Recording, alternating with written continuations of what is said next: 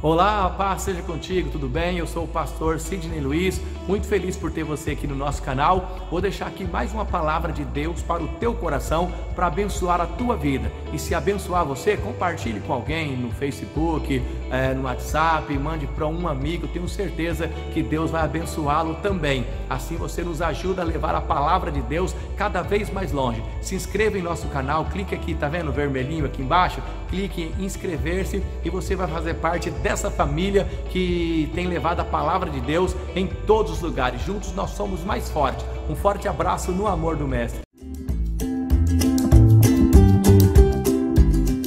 Tiago, capítulo de número 3. O versículo de número 2 em diante diz assim. Eu vou ler o 3:1 em diante.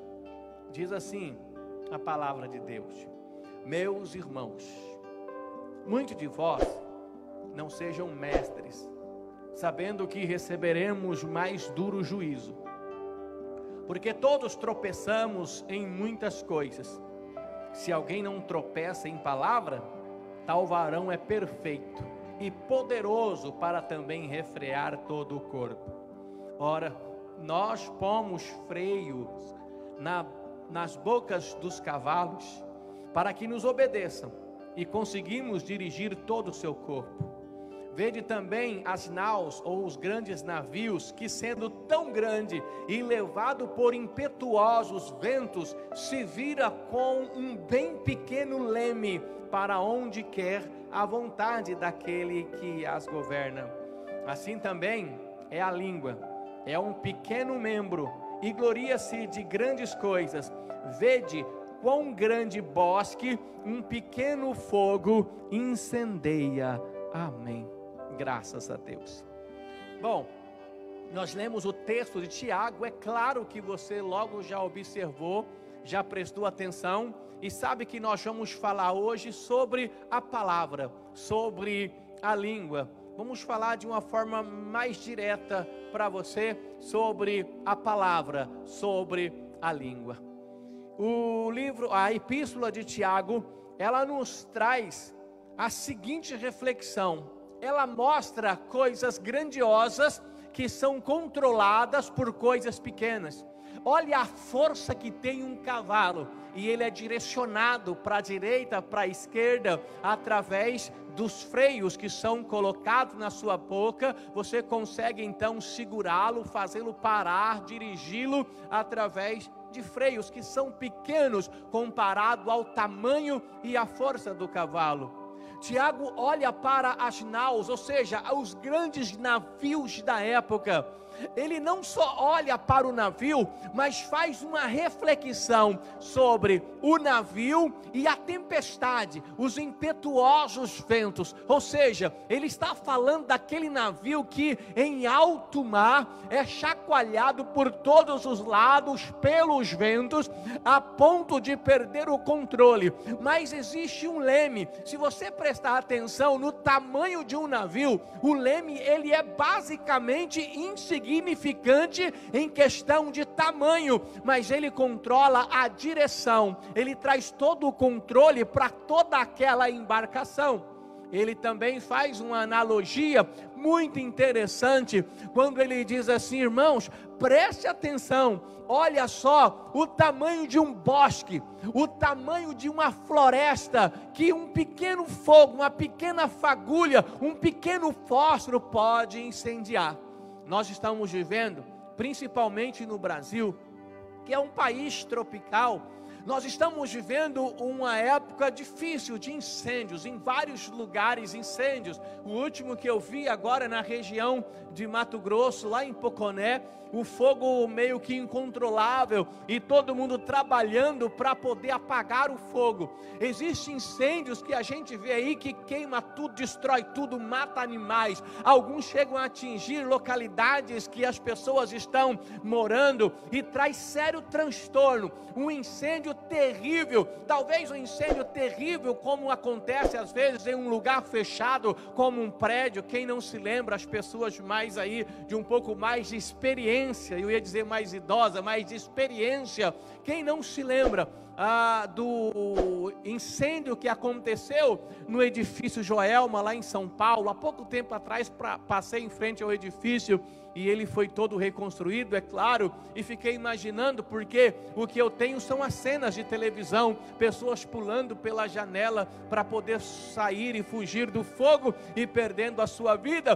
Tamanho desespero em todo aquele fogaréu, mas tudo começou simplesmente por uma fagulha, o incêndio na floresta por uma fagulha, quem sabe um pequeno fósforo, quem sabe na questão de um prédio, de uma casa, um apartamento, um pequeno curto-circuito que solta uma faísca e de repente pega fogo. Simplesmente um pequeno início na estrada, alguém joga uma bituca de cigarro em uma vegetação seca, bate o vento e logo temos um grande incêndio. Uma coisa pequena, mas traz uma destruição terrível. Então, de forma análoga, Tiago traz bem claro para nós entendermos a importância de um dos pequenos membros que nós temos. O que é a língua? Qual é o tamanho da língua, da sua língua, mediante o seu corpo? Olha o tamanho do seu corpo e veja o tamanho da sua língua. Veja bem, falando anatomicamente, é muito pequeno comparado ao corpo, é insignificante, mas Tiago vem para dizer, preste atenção, porque esse pequeno membro, assim como o leme controla o navio, assim como um fósforo incendeia uma floresta, assim como os freios dirigem os cavalos, esse pequeno membro, ele vai dirigir, ele vai controlar a tua vida, a tua alma, as tuas emoções.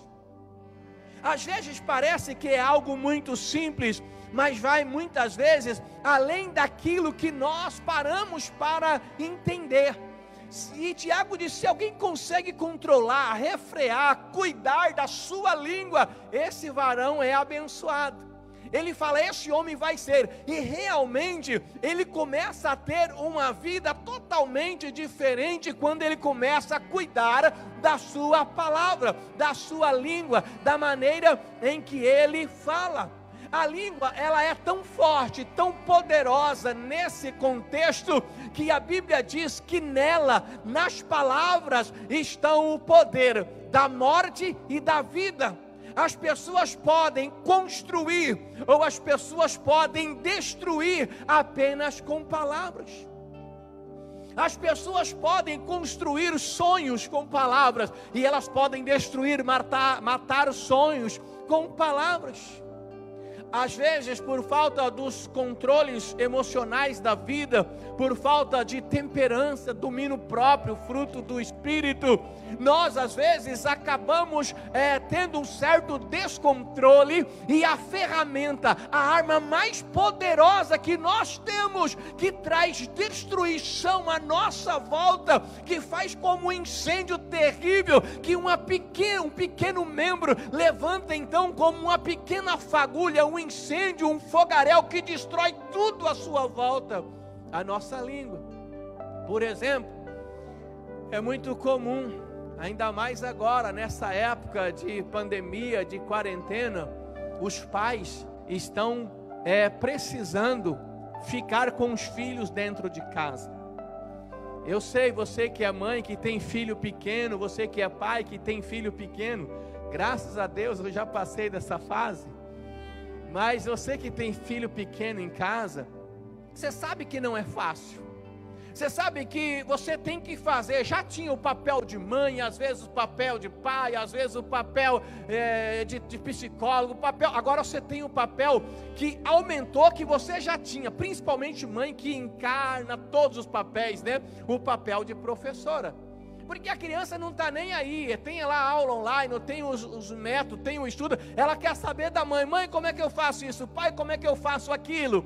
E às vezes na correria para lá, para cá, às vezes você tem estado agitado, e às vezes a própria situação tem te trazido alguns problemas, você já não anda muito bem, aí você chega para o filho, às vezes até com carinho, e explica para ele uma coisa, explica outra, mas ele está numa fase de aprendizado, e cada um tem uma aprendizado diferente. Deixa eu te dar um conselho já. Nunca compare o seu filho com o filho de ninguém. Não chega para o seu filho e fala: Adalberto, eu não acredito nisso. O seu primo é mais novo que você e já sabe fazer essa conta, já lê esse texto. Isso não vai ajudar de forma alguma. Eu sei, eu não tenho filho pequeno, mas já tive. A Lorena não vai gostar não, mas vou falar. A Lorena, quando era pequena, eu falava para ela assim: Lorena, vem cá, e ajudar ela a ler. Sabe aquela cartilha, aquelas letrinhas que tinha antigamente, hoje acho que nem usa mais. P com A, pá. T com A, tá. Aí forma a palavra pá-tá, né? Tá bom. Ela reconhecia bem as letras. Lorena, que letra é essa? P e essa A. E essa T e essa A. Lorena, P com A, e ela tinha dificuldade. Eu, pá, P com A, pá. Ah, tá, pá. E T com A, ela pensava, tá. Beleza. Então o que está escrito? Ela falava, abóbora? Uma palavra nada a ver. E eu ficava bravo. Falei, não é possível uma coisa dessa. Como que P com A, pá, T com A, tá, vai ser abóbora? E às vezes a gente perde a paciência. E as pessoas chegam a um ponto que já vira para o filho, sem perceber, está esgotado, está nervoso, já fala, não é possível, não vou te ensinar mais nada, você é burro. O que eu já vi de pai e de mãe virar para o filho e falar, você é burro, você não aprende nada. Sabe quem está falando para o filho que ele é burro? O exemplo dele, o pai, a mãe, que ele olha, e é a pessoa que ele mais admira. Ele olha e começa a ouvir aquelas coisas. Sabe o que faz a criança? Ela começa a acreditar. Ela vai para a escola já com esse sentimento, mesmo que ela não diga, relacionada a outras crianças. Quando a professora na escola falar alguma coisa e os outros entenderem e ela não entender, o que você acha que ela vai recordar? Da mãe que falou que ela é burra. E se o pai falou que ela é burra, ela automaticamente vai acreditar, e às vezes uma cadeia, uma prisão, ela é então trazida, porque as palavras de maldição, nós temos dois tipos de palavras. Primeiro, a palavra de maldição. A palavra de maldição, quando ela é liberada por pessoas que têm autoridade sobre nós, você que tem autoridade sobre outros, cuidado com a tua palavra, porque a palavra de maldição sobre pessoas que nós temos autoridade, ela abre legalidade para que demônios, espíritos malignos venham e ajam, trabalhem naquela área, naquela vida, porque alguém que tinha autoridade concedeu legalidade através das palavras de maldição para destruição. É claro que contrapartida funciona quase da mesma forma. Quando porque a segunda palavra que nós temos é a de bênção. Então quando você lança a palavra de bênção, quase da mesma forma, quando você lança a palavra de bênção, essas palavras abrem portas e dão legalidades para que os anjos do Senhor venham e abençoem aquela pessoa da qual você tem autoridade. Aí você pode estar pensando, quem está me acompanhando, pastor Cid, eu entendi, só não entendi porque a de bênção é quase igual a de maldição. Por que quase? Porque não é igual, porque a maldição é menor. A maldição tem um poder destrutivo muito grande, porém a Bíblia diz que a maldição vem e se estende até a terceira e quarta geração, porém a bondade, a misericórdia do Senhor se estende até 1000 gerações daqueles que amam ao Senhor. Então a palavra de Deus é mais forte, é mais poderosa, mas a palavra de maldição vai trazer destruição. Então você precisa se posicionar. A Bíblia diz que o poder da vida, o poder da morte estão nas palavras. E a gente, quando está bravo e a gente quer atingir alguém, a gente usa muito as palavras. Quantas pessoas têm problema nos lares, em casa, casamentos, relacionamento, e a pessoa diz assim, meu casamento não está bom, pastor, mas pelo menos lá em casa nunca teve agressão física, meu marido nunca relou a mão em mim, ou vice-versa também, né? Mas algumas palavras, elas são agressões tão terríveis, mas tão terríveis, e a pessoa sabe que não pode passar daquele limite, porque caracteriza-se um crime maior e mais rápido, então ela usa das artimanhas que tem. Então é muito comum numa confusão, numa briga, seja num relacionamento, seja entre amigos, seja em uma pessoa da qual eu tenho alguma discordância, eu quero ganhar na palavra. Então o que a gente faz? A gente pega as palavras na hora da ira, na hora da raiva, na hora da briga. A gente pega as palavras que mais fere, aquela que mais machuca, aquela que vai ser como uma tijolada no peito, e é essa que a gente joga.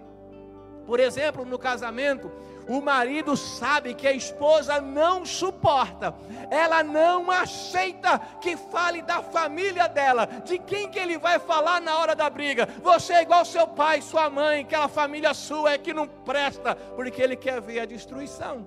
Por falta de sabedoria, vem as palavras de maldição e o grito. O grito nada mais é do que um vento que apaga a chama da inteligência. Porque quando a pessoa começa a gritar e falar de forma desesperadora ou descontrolada, falta aí inteligência, falta aí sabedoria. Porque eu, você, quem de nós nunca se arrependeu de uma palavra lançada?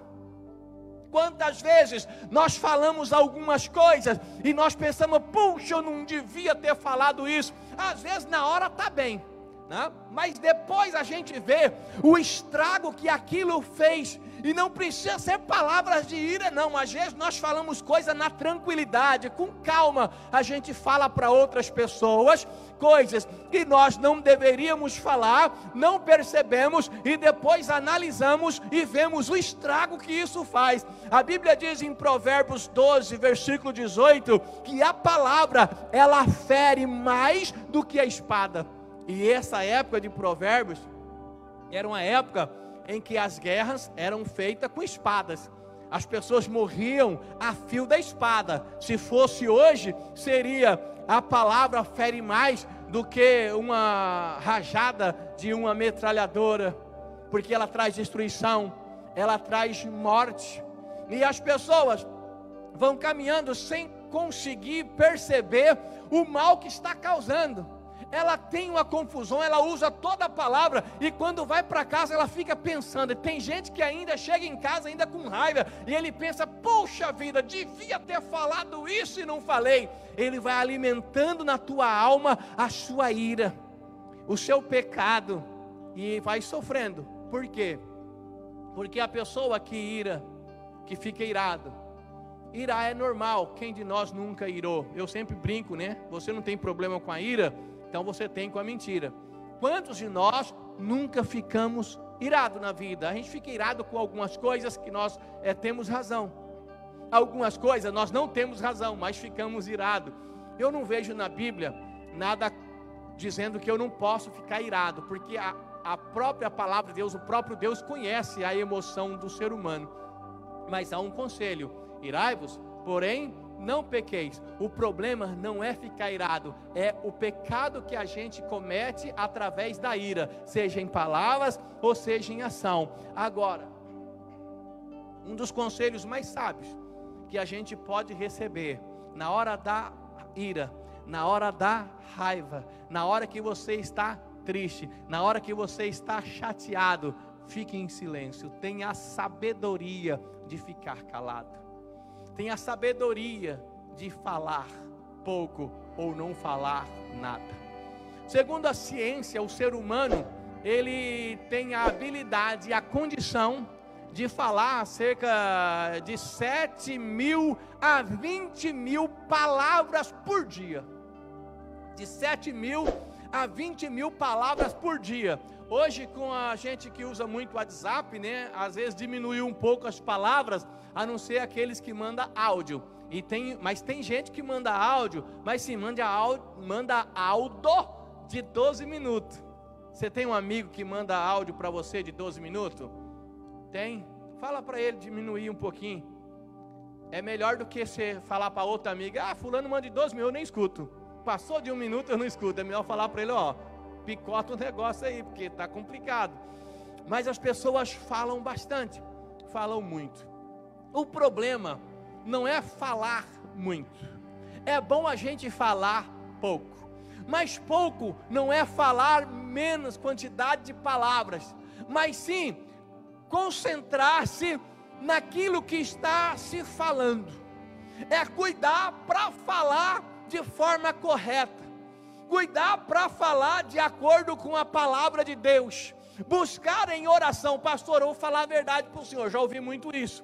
Eu nasci assim, minha família, todo mundo fala, é o converseiro terrível. Eu agora sou cristão e eu tenho dificuldade para controlar a minha língua. Quando eu vejo, já estou falando. Eu entendo isso, não é fácil.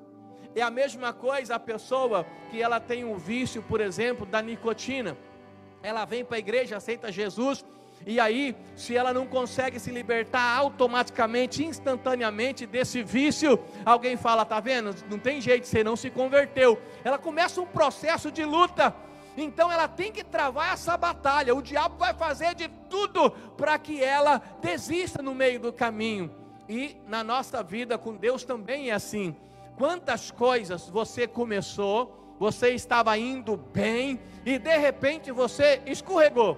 De repente você fez algo errado. Por exemplo, cuide das palavras, mas de repente você falou como velho homem. E aí, está tudo perdido? Não, não está tudo perdido. Se esforce, peça perdão e começa de novo. E a cada dia você vai crescendo. A pessoa fuma 30 cigarros por dia. Vou diminuir para ficar uma conta mais fácil até para mim. Ela fuma 10 cigarros por dia. Em 10 dias ela fuma 100 cigarros. Eu não entendo de cigarro, tá? Nem sei se alguém consegue fumar 10 cigarros por dia. Você consegue? Escreve aí. Quero só ver. Tá, 10 cigarros por dia, 10 dias, 100 cigarros. Aí a pessoa começa um processo, pede a oração, a ajuda de Deus. E ao primeiro dia ela consegue ficar 100, no segundo, no terceiro, no quarto, no quinto, sexto, no sétimo dia ela descontrola e acaba fumando uma bituca ou pegando um cigarro, colocando na boca. Ela ficou 7 dias sem fumar.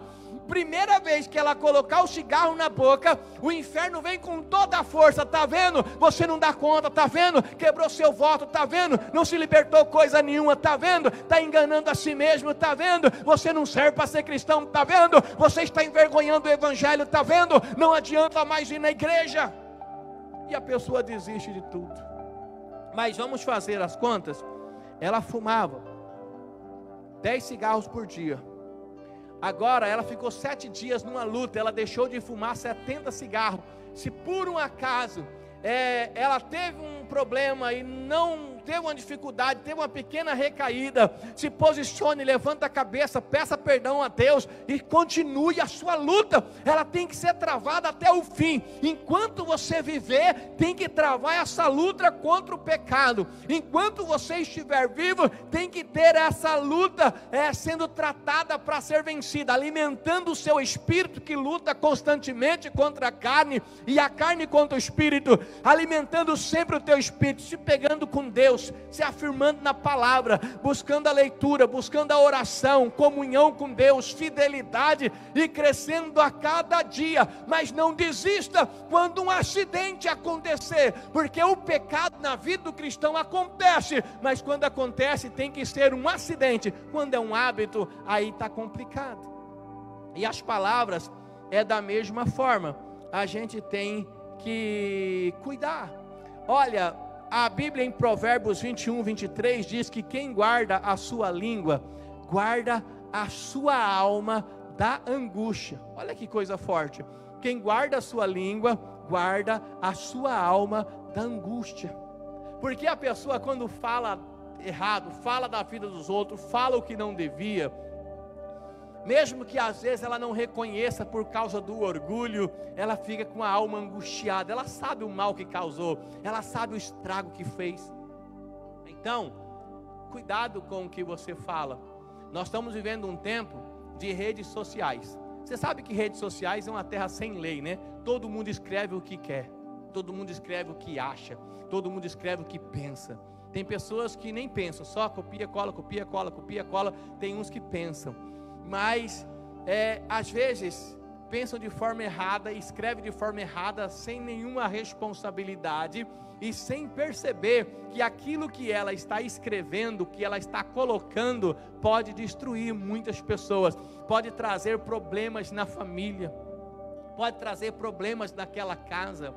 Não é muito difícil a gente conhecer história de pessoas, né? Há pouco tempo atrás mesmo eu recebi no meu WhatsApp. Quando eu recebo essas coisas, irmãos, eu já deleto e jogo fora, e você deve fazer a mesma coisa. Sem base, sem conhecimento, sem saber, põe a foto de alguém, embaixo está escrito: cuidado com essa pessoa, ele é um estuprador. Eu tenho problema com essa palavra, sempre trava a língua. Estuprador, você entendeu, né, o que quer dizer? Aí, foi em tal cidade e fugiu da polícia. Quem nunca recebeu uma mensagem assim? E depois foi descobrir, não era verdade. Já teve gente que morreu, foi linchado, e nem era verdade a história. Então toma muito cuidado. Então as pessoas escrevem o que querem. Você talvez não chegue a tanto, mas cuidado, muito cuidado. Antigamente tinha um ditado que falava que coisas que não voltam atrás, a palavra lançada. Não tem como você falar e ir lá e buscar o que você falou. Falou, está falado. Você pode remediar, você pode tentar consertar, você pode pedir perdão, mas está falado. Está falado. A palavra é como uma bala. Ninguém dá um tiro no outro, eu não devia ter atirado. Peraí, corre lá e pega a bala. Super-homem é só na televisão. Agora tem outra coisa. Essa aí é eu que já vejo dessa forma. Outra coisa que não volta atrás: a palavra publicada. Você publicou no Facebook? Publicou no... Eu ia falar MSN, eu estou velho demais. Publicou no Facebook, no Orkut, publicou no Instagram. Ah, pastor, publiquei. Quando eu vi, eu apaguei. Tá, mas alguém já viu. E olha que alguém até printou. Então, tome muito cuidado com o que você faz, com o que você escreve, porque você pode estar trazendo angústia e sofrimento para a sua própria alma. Então cuide da sua alma. Eu quero encerrar lendo um versículo. Deixa eu abrir aqui, deixa eu ver se eu acho aqui, em Efésios capítulo 4, versículo 29, diz assim a palavra de Deus: não saia da vossa boca nenhuma palavra torpe, mas só a que for boa para promover a edificação, para que dê graças aos que a ouvem, para que dê graça. Eu sei que não é fácil isso, mas com a ajuda de Deus, com oração, com fidelidade, com comunhão, você vai chegar lá.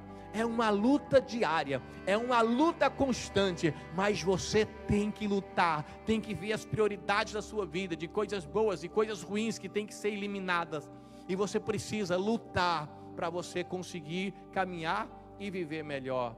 Ei, meu irmão, ei, minha irmã, vou falar com você agora que é linguarudo, só você que é linguarudo, preste atenção. A gente, quando é linguarudo, tem algum linguarudo aí? Se tiver, pode escrever aqui: pastor, estou aqui, eu sou esse linguarudo. Hoje é dia da coragem.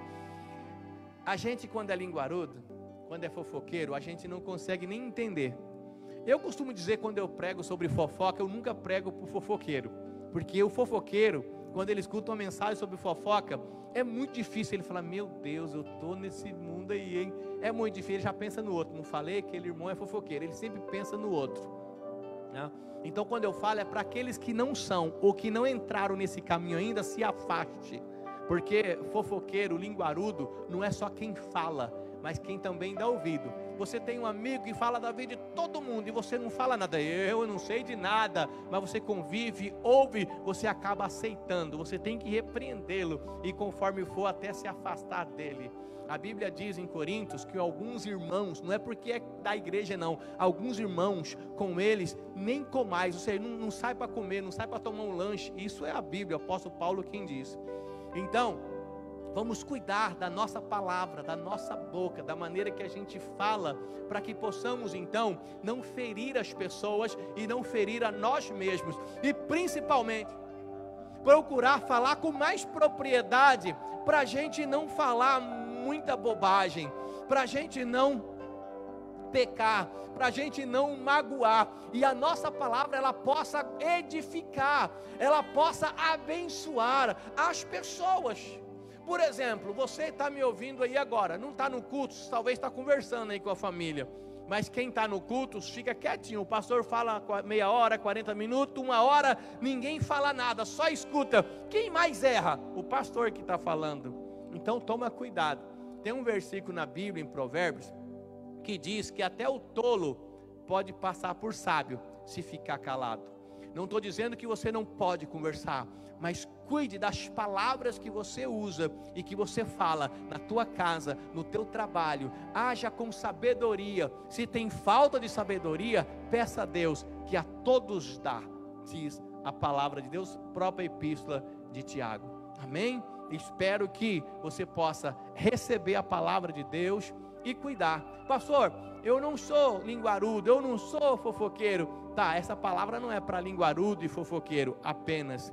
Nós temos que cuidar, eu preciso cuidar. Às vezes eu falo, eu paro e penso, puxa, poderia ter ficado quieto, puxa, não deveria ter falado tal coisa, poxa. Então, para todos nós cuidarmos da nossa palavra, da nossa língua, daquilo que nós falamos, cuidado para não falar mentira. O mentiroso tem que ter boa memória. Se não tiver boa memória, nem para mentiroso serve, porque depois tem que ficar confirmando as coisas que falou.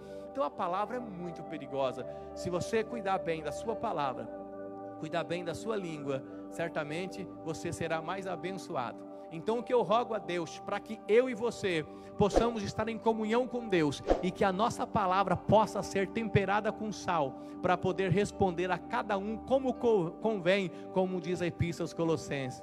Que a nossa palavra produza vida ao coração que está triste, angustiado. Que a nossa palavra faça chover na alma seca e árida, porque nós temos esse poder que nos foi dado através do nome de Jesus. Tudo que você for fazer, tudo que você disser, que seja em nome de Jesus, e que o nome do Senhor Jesus Cristo seja glorificado pela minha vida, pelas minhas palavras, pela sua vida e pelas suas palavras. Amém? Graças a Deus.